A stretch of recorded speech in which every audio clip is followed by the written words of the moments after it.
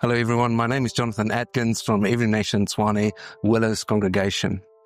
It's this time of the year where Halloween is celebrated, and over the last couple of years, Halloween has grown in popularity in our nation and become more and more pervasive.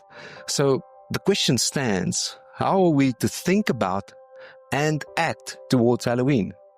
So today I want to give you some quick insights on Halloween and make a couple of suggestions on how we could act towards Halloween. For many people, Halloween is just a fun dress-up occasion, but no matter how commercialized it has become or how much we try and dress it up as innocent fun, it doesn't change the fact that Halloween originates all the way back to an ancient Celtic festival where they honored the Lord of Dead called Samhain. The Celtic New Year began on the 1st of November, and on the 31st of October, which marked the end of the year and also the end of the harvest season, they believed that that evening the barrier between the supernatural world and the natural world were taken away.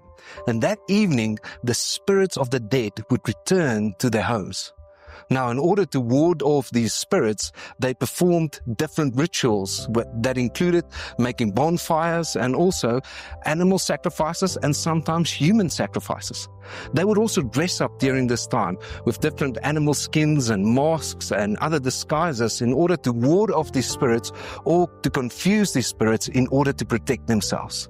Apart from this origin that is deeply rooted in fear, death, and evil spirits, Halloween has always been undeniably connected with the occult and satanic practices. Over the years, there's been various attempts to redeem or to Christianize Halloween. One of these happened in 609 AD when the Roman Catholic Church declared the 1st of November as All Saints' Day, a day that commemorated and celebrated the saints of the church. And the evening before All Saints' Day, 31st of October, were called Hallowed Eve. And that's where the name Halloween comes from. Now, with this context, when I think about Halloween, I'm reminded of what Paul wrote to the church in Ephesus. Ephesus was a city that was familiar with what we would call occultic practices. And in Ephesians 5, he writes to them, and verse 8 he says, "For at one time you were darkness, but now you are light in the Lord. Walk as children of light, for the fruit of light is found in all that is good and right and true. And try to discern what is pleasing to the Lord. Take no part in the unfruitful works of darkness, but instead expose them." Then again in verse 15, "Look carefully then how you walk, not as unwise but as wise, making the best use of time because the days are evil. Therefore, do not be foolish, but understand what the will of the Lord is." Now, taking in account what Paul wrote to this church and what we know about Halloween, I want to suggest that there's a better questions that we should ask ourselves instead of just, should we participate in Halloween?